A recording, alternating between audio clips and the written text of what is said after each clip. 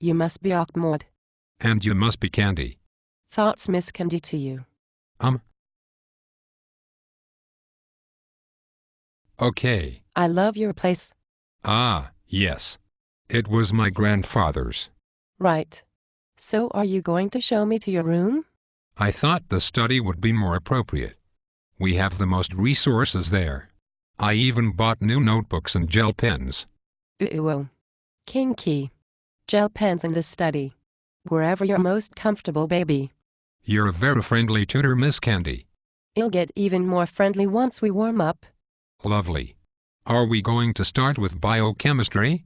That subject always gets me in the mood for rocket science.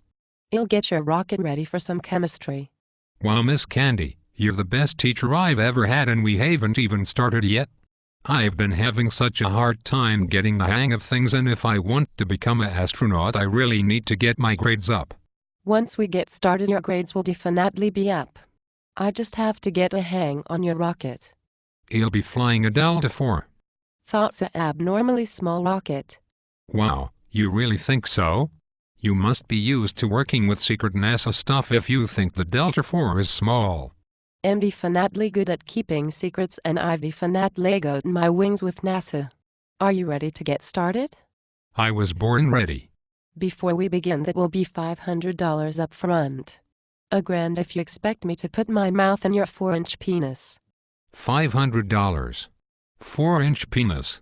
You did say Delta IV. The rocket. Penis. 500 or I'm leaving. Okay then. I do need to pass my exams. 500 it is. Get knocked.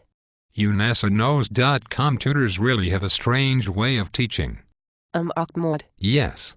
I'm from NASAhose.com. Not knows. Damn it. Must have been a typo.